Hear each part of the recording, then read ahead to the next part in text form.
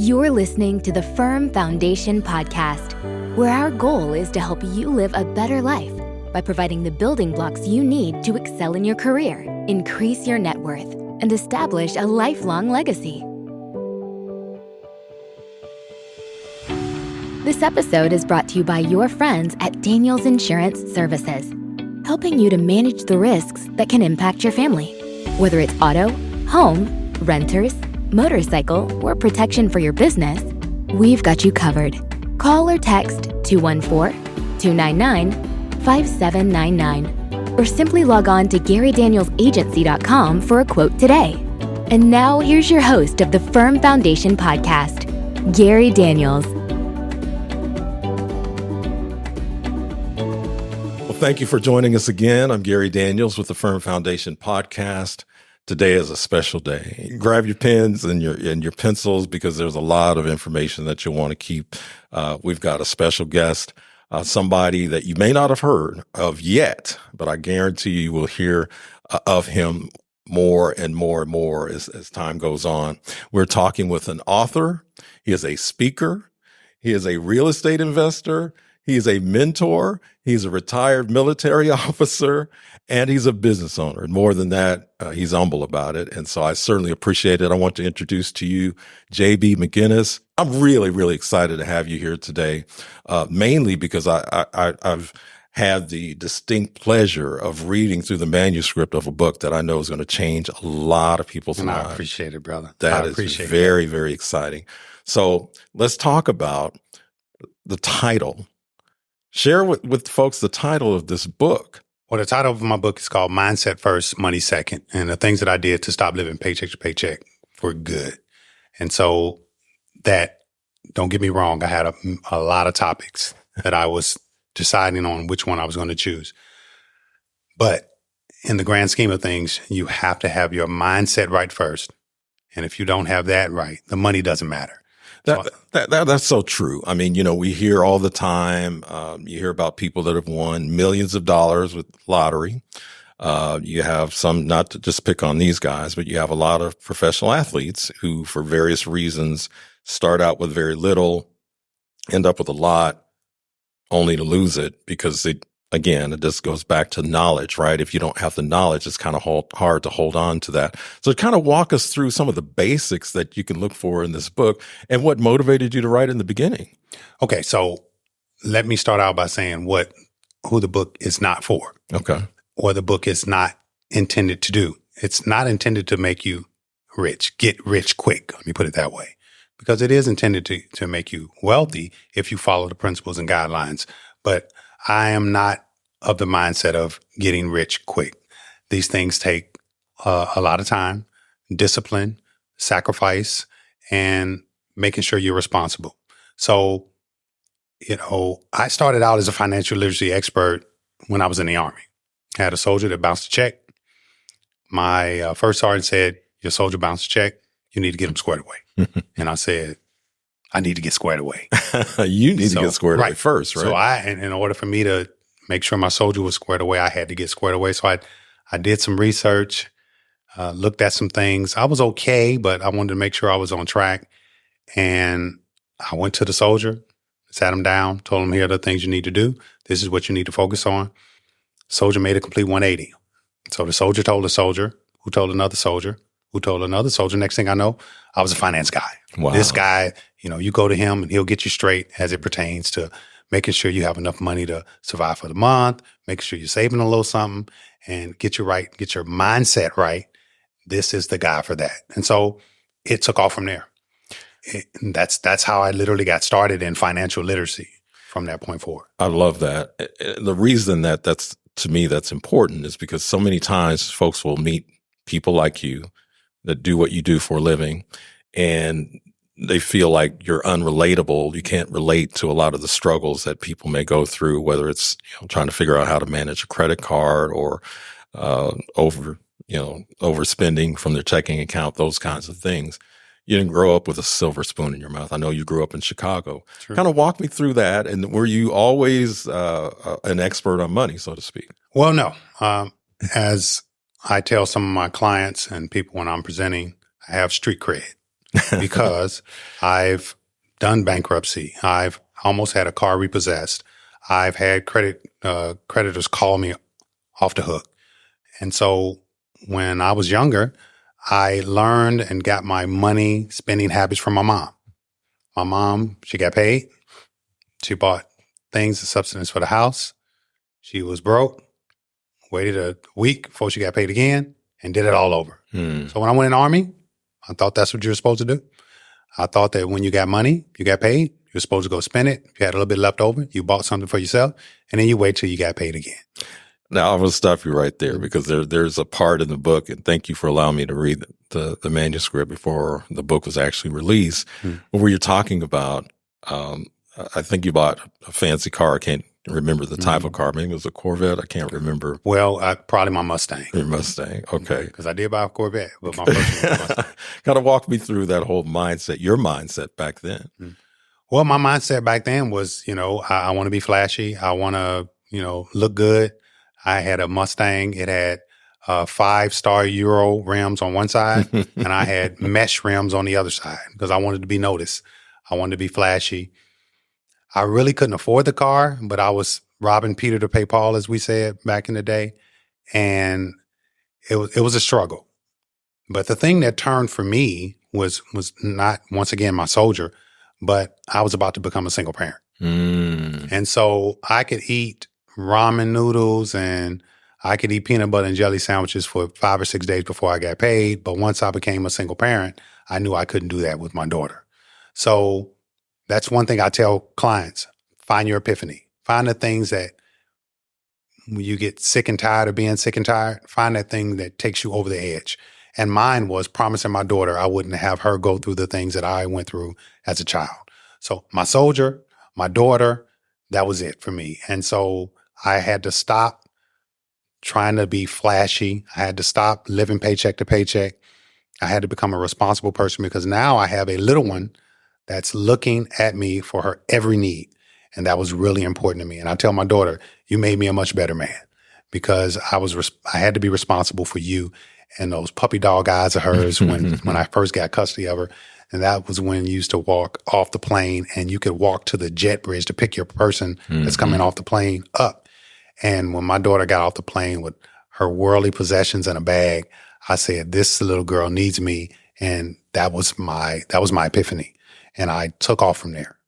Now, I know you're very structured. You are very structured, very organized. Talk us through some of the beginning parts of the book and how you laid it out as far as steps in moving towards getting your mind right first, right? And then dealing with money second. Well, I talk about in the book things that don't have much to do with money, but have everything to do with money. And those things are what I call a life plan. I said to myself, and my mom used to say to me when I was younger, if you're failing to plan, you're planning to fail. And so I said, I need to have a plan for all the things that I do in my life. I need to have that structure. So I came up with 5 things that were very important to me to have a plan for. And I think if most people have a plan for these 5 things, it's really difficult to fail. And those things are a health plan, a financial plan, a career/educational plan, a spiritual plan, and a family plan. Okay. And so those things are if you have a viable plan for all 5 of those things, then it's going to be difficult to fail. And you have to use the SMART principle, of course: specific, measurable, achievable, realistic, and timely. If you have a plan for all those 5 things, for instance, your health. What is your optimal weight? What is your optimal blood sugar? What is your optimal blood cholesterol? Your optimal blood pressure? Are you there? And if you're not there, have you sat down with your physician to come up with a plan to get to those optimal levels? Health is wealth. And so if you are not in each one of those categories in the optimal level or the optimal range, you should be speaking with your doctor, and your doctor will come up with a plan to get there. And so now if you have a plan for all of those things in your health, getting regularly checked up, making sure your dental stuff is squared away, then it's very difficult for your health to fail you if you are in those zones. And then you move to your financial plan. And that, of course, consists of your credit score, your budget, and how you actually manage money. And if you have a viable plan for those, it's difficult for you to, if you live beneath your means, manage your budget, and of course, get the income that's commensurate with the lifestyle that you want to live. It's difficult for you to fail in that level. Where we fall off track is we love to live above our means. And we have champagne taste and Kool-Aid money. And so that's where I start with the structure, with those 5 things. And of course, your career/education. It depends on where you are in your life. If you're in college, it's your education. I need to know in the 4 years where you are in year 2. If I walk up to you and say, it's year 3, second semester, what class you're taking, how much does it cost? How much are you in debt? How are you going to pay for it when you get out of school? I need to know everything about your college career, and you should have that plan. If you have that plan and work on it while you're in college, before you get in college and while you're in college, it's difficult to fail if you have a viable plan. Your career, where you are now in your career and where you're going to be, what is your next step? I'm working here. I need to get to the next level, and here's what it takes to get to the next level. And if you have a plan for that, it's difficult for you to fail. And then you go to your family. Now, Gary, you got a nice family. I've seen your family, your grandkids. Have a wonderful family. Yes, sir. But my family, some of the people in my family, you have to learn to love from a distance. Now, it doesn't always mean family is blood family. It means people that are in your circle. And also, if you feel that you're going to be as successful as you can be without the help of family and support, you're sadly mistaken. So family works both ways. You need that support group. You need those individuals that encourage you. You need those individuals that help you when you're in need, because you're going to need assistance. And then you have to understand that sometimes family members can be a little overzealous and they can pull you back a little bit. So you have to make sure you manage that properly.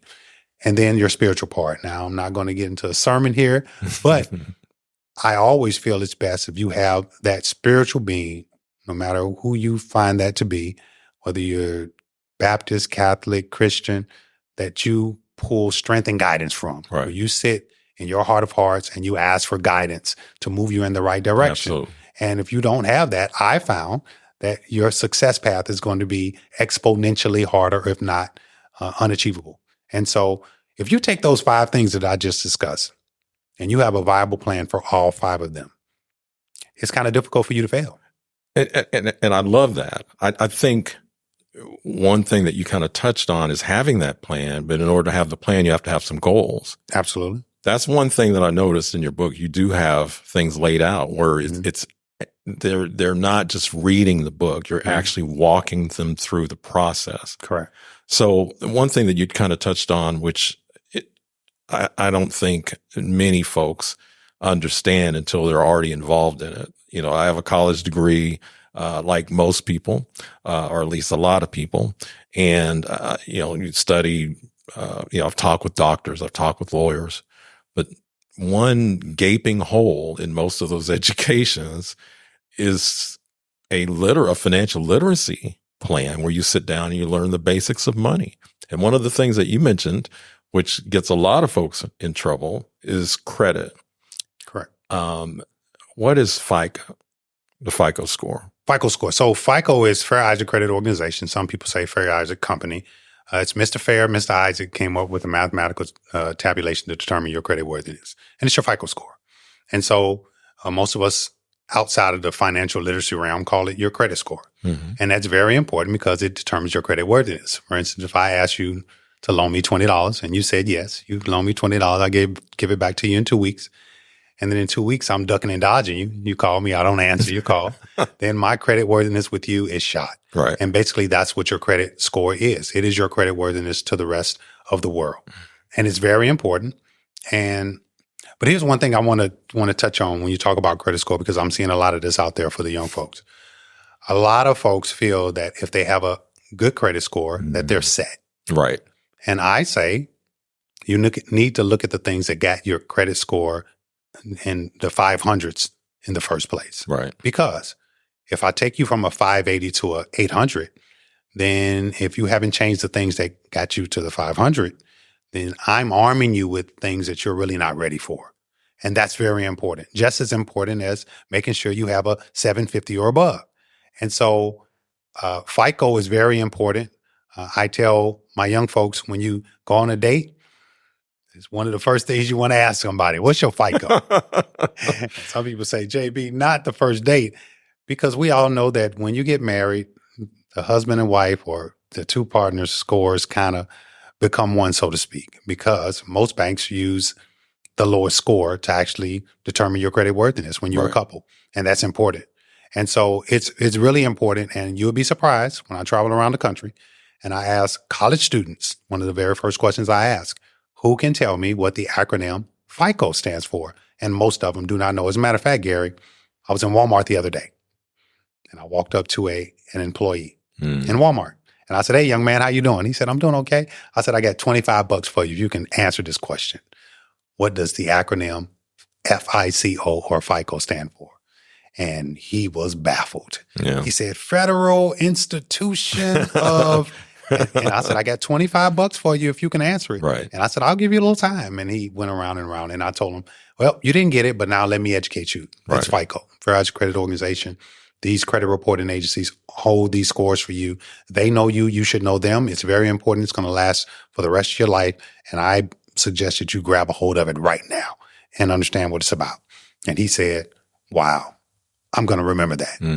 And so hopefully that sparked the interest in that young man so that now he understands what FICO is and how important it is, because it's all out there on the internet and you can read about it, and hopefully he'll take that challenge and move forward and be better for it. And there are a lot of elements that make up that credit score, right? And there's different types. You know, there's a Vantage score. There's a Vantage score. There are different types of scores, and you know, there are a lot of apps now that are available to folks, and it's like, oh, you know, I've got a 725 score, but it's Vantage, which is different than FICO. Vantage is different from FICO because it goes a little higher. Most people still use FICO, but Vantage, just like the Android is catching up with Apple, the iPhone, it's catching up. Right. And so you have to learn all these things because, and for instance, Credit Karma. Credit Karma is an app that most young people are familiar with. And a lot of young people think that, hey, I have a 700 on Credit Karma, and so now I'm ready. Well, that's not your real credit score. It's a good basis for a credit score, but you'll find when you go to buy a house or go get a car, they use different algorithms, and it may be usually it's much lower. Yeah. And so, well, on Credit Karma, I had a 720. Well, in real life, you got a 675. Okay. And that doesn't cut it. And so, or if it does get you in the building, you have a higher interest rate. And so now that car you may not be able to afford.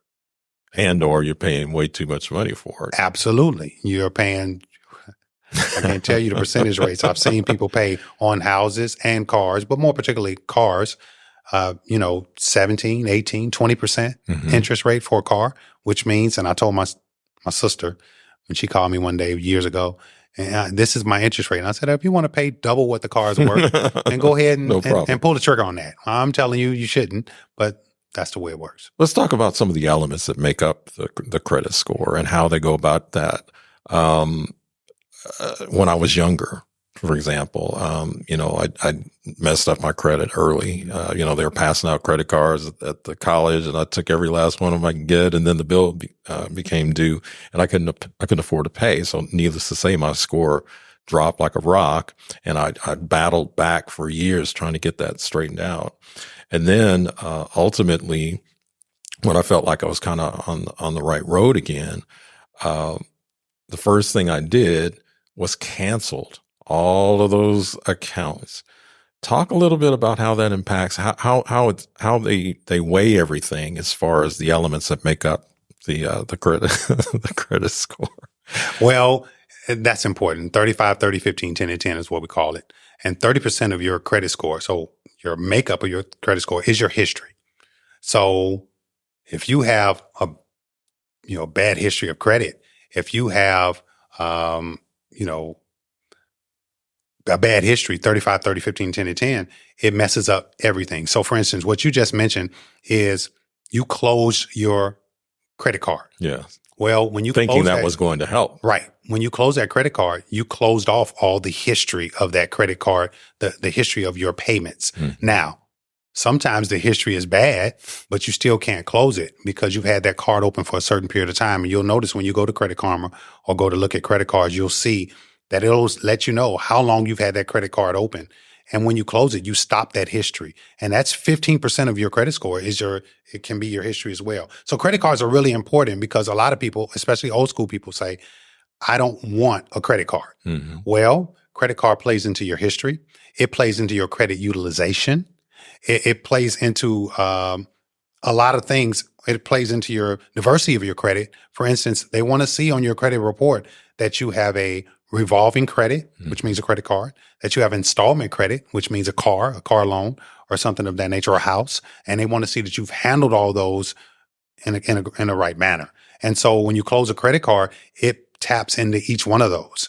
And it can, of course, plummet your credit score. So you have to be careful about that. And I tell my clients, it used to be don't go over 30% of your utilization, which means if you have $1,000 limit, don't go over $300. But now I tell them, don't go over 20% of your utilization. Now, $1,000 is a low limit, but even if it's $10,000, don't go and put $5,000, $7,000 and try to ride that out because your credit score is going to drop considerably. That's interesting. Just talking about managing it as far as the utilization, those kinds of things. What are some ways to build good credit and things to stay away from? Well, the first thing I do is I tell them you can do when you're just establishing credit. Let's say I told my niece, she went to UT, my niece Kennedy, shout out to Kennedy. Hey, when she went to UT, I said, Kennedy, if you're not responsible enough to get a credit card, then don't. But if you do, it's one of the quickest ways to actually establish credit. You can do one or two things. You can try to get a secured credit card, unsecured credit card. Mm-hmm. And unsecured is when you walk into a bank or you go online and you fill out an application for a credit card and you have to give them no money. It is unsecured. It is not secured with anything or any money. And that's the best way to get one. And they usually give you a low limit. If you're in college, $500, $1,000. And what you should do is buy lunch on it once a week, every month, pay it off. And if you do that through college, by the time you get out of college, credit score will be real nice. The other way is to get a secure credit card. Well, you try to get an unsecured, you're unsuccessful, and you have to put money in the bank. Let's say $500. You give them $500, they hold it, they give you a credit card and has a $500 limit. You can do the exact same thing. Don't go over 20%. Buy lunch on it a couple times a month, pay it off every month, you'll be done. Every single month you pay it off, it's going to be very beneficial to you. And by the time you get out of college, if you maintain that discipline, that responsible credit card, you're managing that credit card, you'll be fine. Well, I certainly appreciate all the information that you've shared with us so far. In case you are wanting more information, we are talking to JB McGinnis. He's with JB Seminars. He's based in Texas. Share with them just a little bit about how they can reach you as far as, I know you have a website. I mean, you got quite a few things, ways for people to get in contact with you. Yes. My Facebook is JB McGinnis, just simply JB McGinnis. My Instagram is JB Magnoop. And my email is jbmseminars@gmail.com. And my website is jbmseminars.com. So www.jbmseminars.com. Okay. And we are talking to JB McGinnis. He is an author. He is a mentor. I mentioned at the beginning that you do quite a bit of traveling. I know you talk to people from all walks of life, but I do know that your heart is really tied to young people. You spend a lot of time mentoring, and I know that you have a few programs specifically designed to help young people avoid some of the mistakes that people like I made when I was younger, and then some older folks too. But I know that your heart is really about young folks. Share with me some of the memories that you have having done these seminars all over across the country when you're talking to young people, questions that you hear quite frequently, which kind of motivated you to write the book. Well, this book has been in my mind for years, and shout out to my wife. She published a book for me. She took my words that were jumbled in my mind and she put them to print. So shout out to my wife, Mel McGinnis. She helped me And without her, I wouldn't be where I am as far as this book is concerned. It was a tremendous job that she did. But traveling across the country, once again, I ask college students, high school students, very specific questions when I start my presentations, things that they should know. What are the 3 credit reporting agencies? What does FICO mean? What is a good credit score? What is a bad credit score? And when I traveled around the country and a lot of young people didn't know the answer to these questions that they should know, it motivated me to continue to do more. And so I dedicated the rest of my adult life, and this was years ago, the rest of my adult life to making sure that I teach as many young kids as I can about credit and debt management. Not about getting rich quick. Right. It's about the process of becoming disciplined, getting the correct mindset first, and then money will flow second. And so after traveling and going through, of course, I do presentations for my fraternity, Kappa Alpha Psi Fraternity Incorporated. Of course, you are, of course, are aware of that because you're my frat brother. Yes, sir. And we have a program called Greeks Learning to Avoid Debt. Glad. And correct. Okay. And I am the chairman for that program. And I travel around the country to all of these colleges and universities. And I've been to so many. It's one of my frat brothers reminded me the other day, 10 years ago, you were down in TSU and you taught me this, and it was so much knowledge. And so once again, traveling around the country, I realized there was a void there. And I said, I need to try to do my best to fill that void. And all of these things are packed inside of my brain. And I told my wife one day, I said, I have this book in my head, but I don't have the skill set to put it into writing. And she said, well, I do. I have that. And so we collaborated together, and that's how it came about. But I made this book to fill that void so that if someone can't sit in front of me in person, they can go online and buy the book and follow the guidelines. And there are many, many people that have done that have been successful. And they come back to me. Ryan Tucker is one of my guys I used to mentor, and told me, Brother McGinnis, here's my disposable income. Here's the car that I just purchased. And I'm well within my budget of purchasing this vehicle. And I did this because of the information that you shared with me. You turned the light on in my head years ago at Southern University, and I've been tracking ever since. And so seeing these success stories, when we were at Conclave in Philly, I was standing in line in a restaurant trying to get something to eat. And a young man pulled my coattail and said, Brother McGinnis, I know you don't remember me, but I sat in one of your seminars years ago, and I just bought my first house because of the things that you taught me. And so I just want to thank you. And I don't remember him because I was in a large room, but I told him, that's what I want to hear. This topic is not sexy, but it's slow moving. But if you grasp the principles, if you're disciplined, if you're sick and tired of being sick and tired and had your epiphany, it can help you and get you on the right track and move forward and be successful. Therefore, being comfortable with money, it affords you so many other opportunities. It allows your mind to expand and focus on other things that you're not focusing on because you're worried about money. Yeah. And it actually allows you to tap into your inner talents because now I can focus on myself and the things that I'm good at, as opposed to focusing on when am I going to pay for this mortgage? Right. Or they're about to repossess my car. And so being financially stable and financially independent is a blessing. I tell people, here's my alarm clock. When my eyes open in the morning, that's my alarm clock. Right. Because not having to work and having enough resources to do what I love, it's priceless. And so that's what I encourage. One thing that we touched on very early in this conversation was the B word. And a lot of people, they don't want to hear that. A lot of people run from the B word, and I'm talking about budget, right? Yeah. In my own household, not a popular word, but I used another phrase to help it. It's like, well, what about a spending plan? So that works in my house.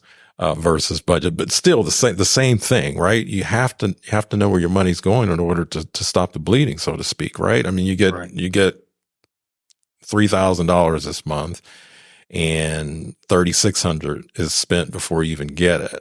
But you don't know that because you don't know where your money's going. So if somebody's already in that situation, how do you address where they are now and where they want to go? Let's talk about budgets. Well, budgets it's a topic that a lot of people don't like to discuss. And you said the B word, and you are correct. But I tell clients it's paramount.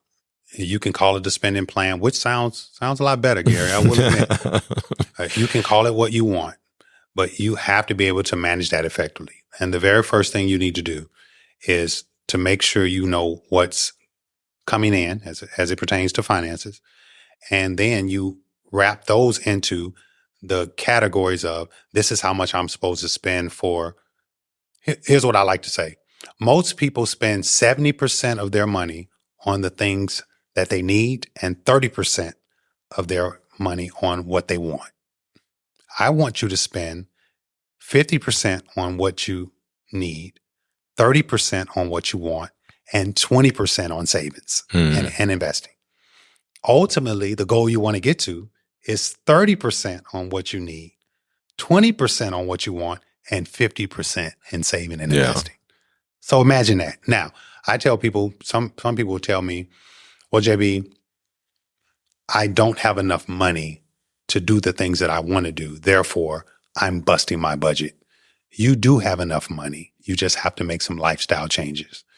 If you're making $2,000 a month, then it's going to be very difficult for you to live on your own.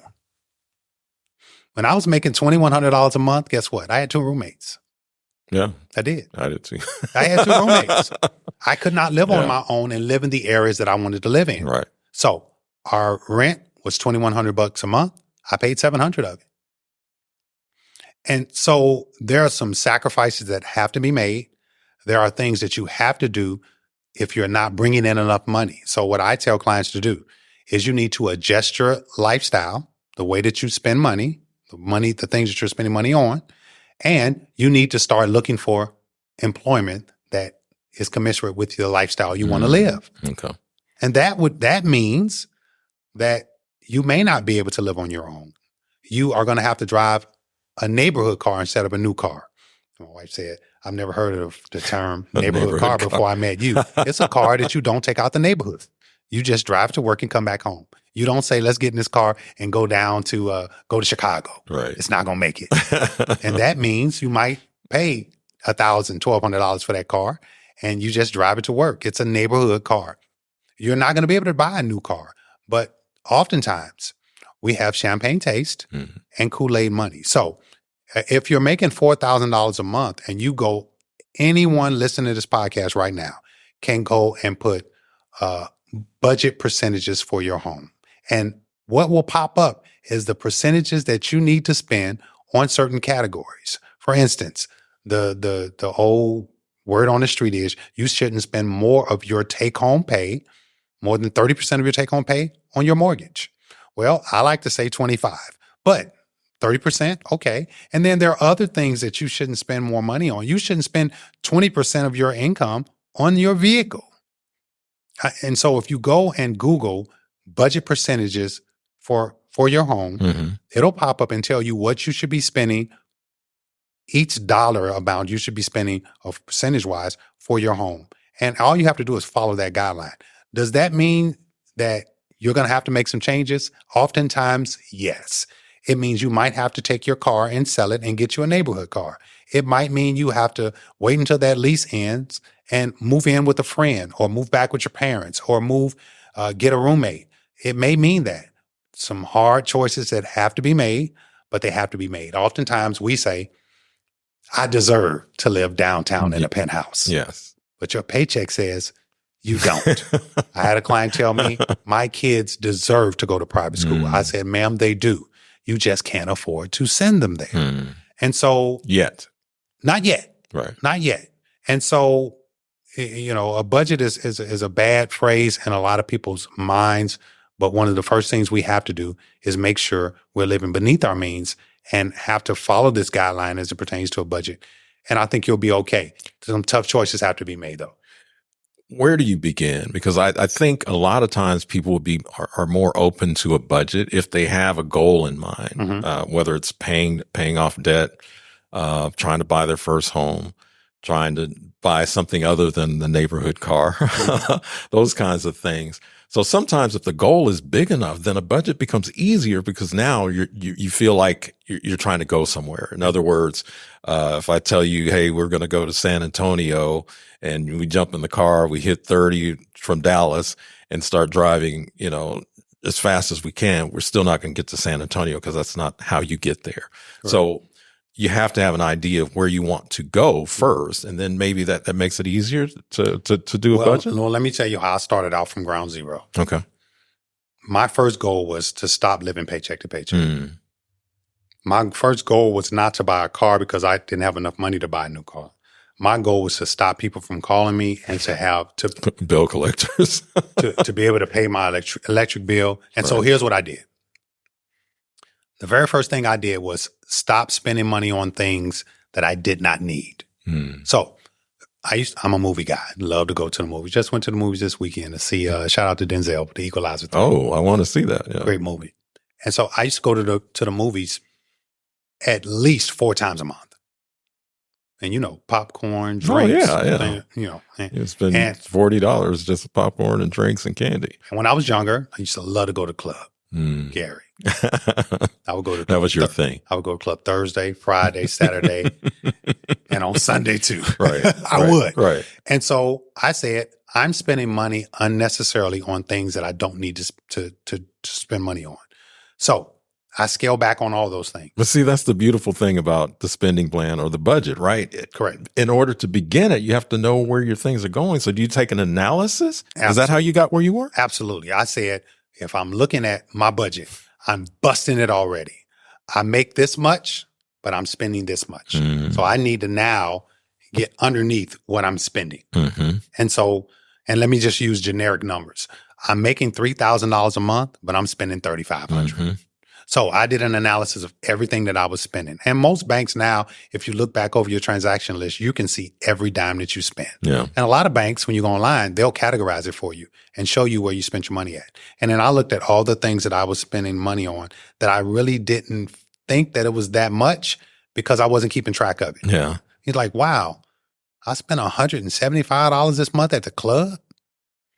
I spent, $103, $105 going to the movies every month. Fast food.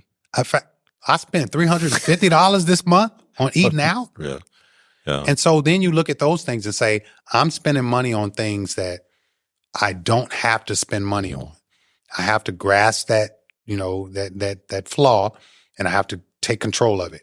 And so once I did that, I found myself with about $250. I said, I'm not going to go cold turkey. I'm now spending $250 less than I was because now I saw it on paper and I said, wow, I didn't know I was spending that much. But now there's $250 because I really didn't have anything to do with it because I was spending it. I'm going to take this $250 and let's say for 5 months, I'm going to save it all. Now I got a nest egg. I got a cushion. Okay, so I'm good. So now I got $250. I got times 5 months. I got over $1,200. Now I can say I got a nest egg. So now I can take my $250 and I can now start paying off my credit card debt because I had a lot of it. Yeah. So what I did was took the $250 and I put it towards my lowest credit card debt. My lowest credit card debt on that credit card, maybe $500. A couple months gone. So now I got 50 extra bucks a month. I got $300. Took the $300, put it on my lowest credit card debt. My next lowest credit card debt. Now, took me about 7 months to pay that off. But now I got another $100 a month. So I got $400 a month. I don't have anything to do with it. So now I got $400 a month take it towards my next lowest credit card debt. Pay that off. Took me about 7 to 8 months to pay that off. Now I got $475. So I take that and put it towards my next. I know you said, damn, you got a lot of credit cards. I did. I had a lot. Yeah. As a lot of people do. Robbing Peter to pay Paul. But after about a 2-year period when I did that, now I got over $600, nothing to do with it, $1,200 in the bank. And I took that $600 and I split it into thirds. So now I save a third of it. I invest a third of it, just a Roth IRA, something simple. And I spend a third of it to increase my standard of living. That helped me tremendously because what I found is when I try to go cold turkey and take all the money and save it, I fall off the bandwagon because I'm not reaping the benefits of my hard labor. And so when I split it in thirds, save a third, invest a third, and spend a third. So I took that mantra and I did it with everything I did from that point forward. If I got a raise, I split it in thirds. If I got a $120 raise, split it in thirds. If I got a promotion, got promoted from sergeant to staff sergeant, $300 raise, $100 goes into savings, $100 goes into investment, $100 goes to my buying that car that I wanted. And so therefore, I can increase my standard of living, increase my savings. You've got to have 6 to 9 months living expenses in the bank. And then I'm also investing in a Roth IRA. We didn't have 401k in the Army. We had TSP. And my goal was to buy rental properties. And so after about 7 or 8 months, guess how much money I had, Gary? 7 or 8 years of doing that religiously. I had nearly $100,000. Are you serious? Wow. Because I was fast tracking in the Army.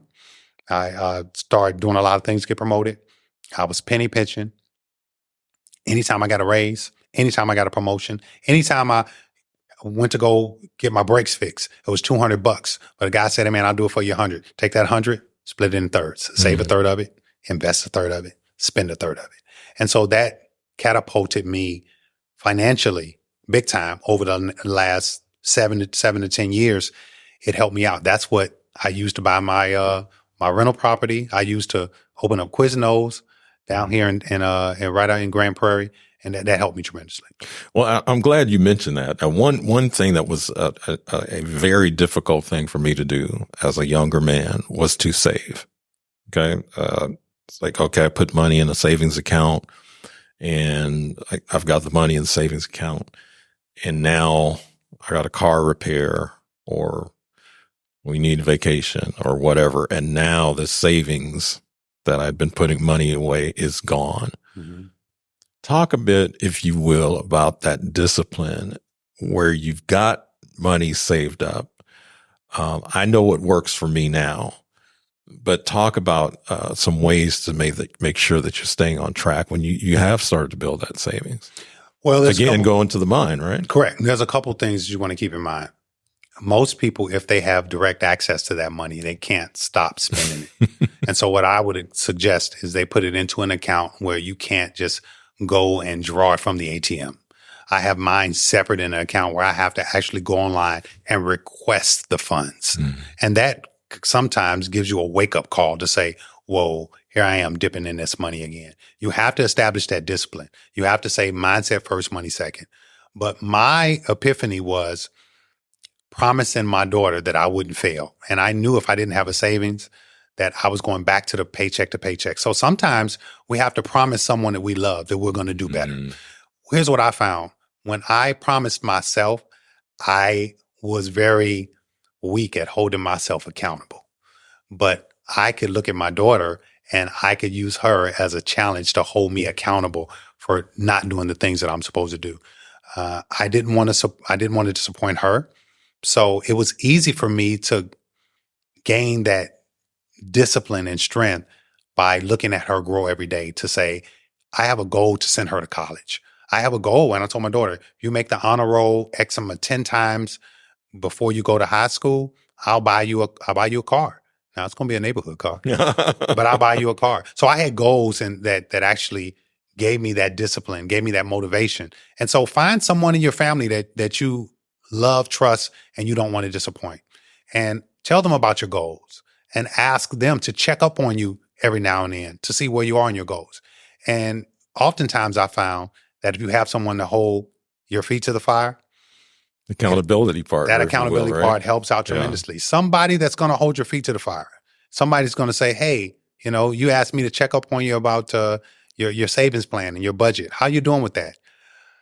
I'm not doing so well. I'm glad you reminded me. I need to get on the right track because I was doing well, but now I'm sliding off the horse. So let me get back on my horse and get myself straight. Or I'm doing great. Let me show you. That breeds motivation as well. Because when I saw my checking account, my savings account, grow month after month, my head, chin went up, shoulders went back. You felt then good. it was a challenge to me to say, what else can I do? Yeah. I'm frugal, not cheap. Now, there's a difference between frugal and cheap. A frugal person only wants to spend money on things that have value. I'll buy things that are quote unquote expensive, but I know they're going to last me for a long time. Cheap people just want to get everything for free.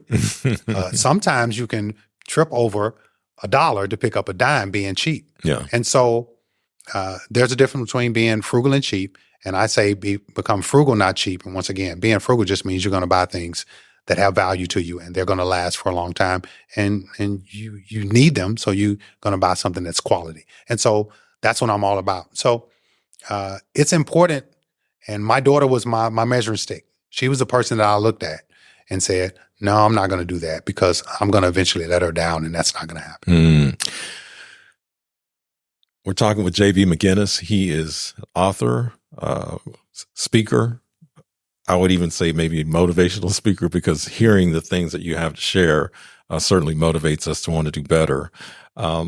You talked about money, you talked about getting your mind right, talked about goals, talked about savings, talked about credit, a lot of different things. One thing we haven't touched on yet is being as disciplined as you have been over the years. It allotted you to take, you mentioned the $100,000 that you saved up to invest in properties.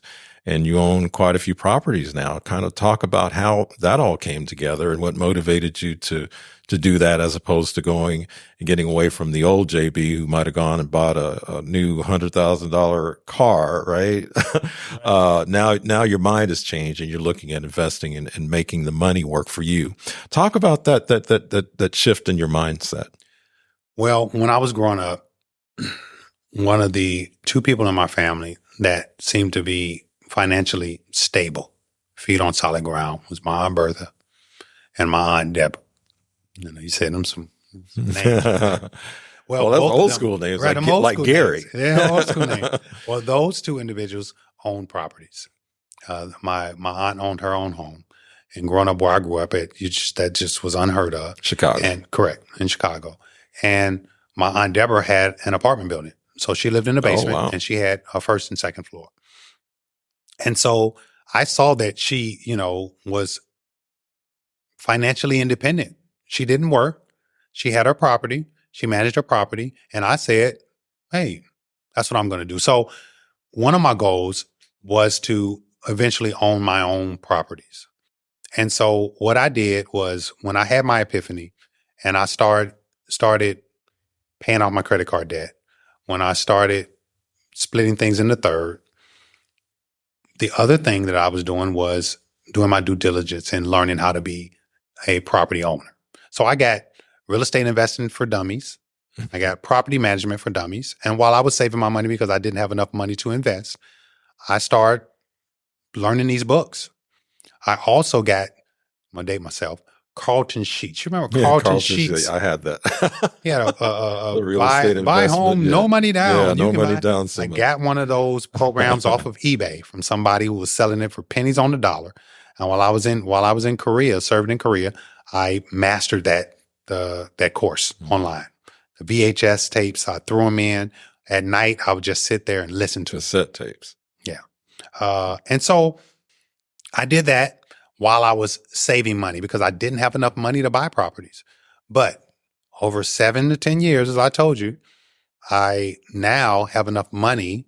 I have enough know-how. And let me tell you how I found a mentor, which is very important. Yes. I was in the Army stationed at Shepherd Air Force Base in Wichita Falls, Texas. And there was a gentleman who ran the computer-based testing lab where my students took computer-based tests for, the course that they were taking.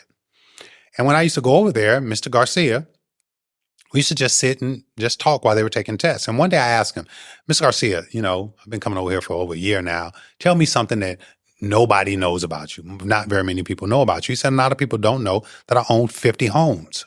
Well, my mouth dropped. Yeah. And I said, Mr. Garcia, real estate for dummies, property management for dummies, and Carlton Sheets. I'm about to buy some rental property. And he said, well, just you come up here, we talk, here's my number. And he taught me myriad of things. Told me about having my team, told me about how to make offers. He told me that as a mentor, he taught me a lot of things. And so I was ready. I took the money that I had, and Gary, the first thing I did was dip my toe in the water. I bought a home. Now, I didn't buy the home, no money down, but I used some of the techniques that Ms. Garcia taught me and Carlton Sheets, real estate for dummies, property management for dummies, and I got a pretty good deal on a home. I said, this is great. Well, once I got the first home and signed all those sheets, my arm almost went numb signing the closing documents, right? Yeah. I said, it's time to take it to the next step. And I bought a brand new, being built fourplex. Oh, wow. I had the money for the down payment from doing this stuff over the last 7 years. I had the know-how. I had a mentor. I was nervous, Gary. I was shaking. Bet. But once I did that, let me tell you how this works. Once I did that, before it was finished being built, I had 4 tenants already that already signed leases. When it was finished, they moved in, right? I didn't spend a dime of the money. Wow. I had money coming in, enough to pay the mortgage and enough to have, I think I was making $800-900 extra a month. So I took every dime I saved, I got from that real estate investment deal every single month, and I put it in a bank. Well, about 18 months later, a guy that had bought a fourplex down the street from me, he did the opposite. He went and got a new car, a new house, a couple girlfriends, and my property manager came to me and said, hey, the guy down the street, he's not doing well. A couple of tenants moved out. He doesn't have the money to pay his mortgage. He wants to know if, you want to buy his house, his property on a quick sale or short sale. Short sale, yeah. And I said, yeah, every dime I made, I saved. I got enough money for the down payment.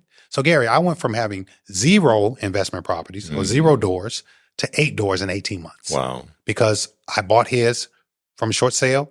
He had equity in it. I bought it. And now I had 2 fourplexes. My goodness. And once again, I didn't spend a dime of the money because I got a big goal. My goal is to retire when I get out of the Army, not have to work.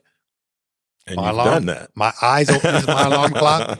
And so once again, having that discipline, changing my mindset, saving my money, investing in things that give me residual income where I don't have to work was my goal. And it was tough. I had to do a lot of discipline, a lot of sacrifice, but that's what I did. JB, listen, again, thank you so much for coming in to the Firm Foundation podcast. I know that folks that are tuning in are going to be blessed with a lot of the information that you've shared with us. And really, we just kind of scratched the surface, but certainly enough to make folks want to get your book. Where can they get it? Well, from my website, jbmseminars.com. It is going to be on Amazon, which all you have to do is go to Amazon, Mindset First, Money Second, How I Stopped Living Paycheck to Paycheck for Good. It's there. Click on it, buy it. And I'm going to do a book signing, probably coming up real soon. And it's going to be on my website. Go to my website, come to a book signing, I'll autograph it for you. Okay. We're gonna do that. Well, man, I realize that you have a very, very busy schedule, and I certainly appreciate you taking the time to stop by. Folks, you've been listening to the Firm Foundation podcast. I'm your host, Gary Daniels. Join us again for the next episode. I promise you won't be disappointed.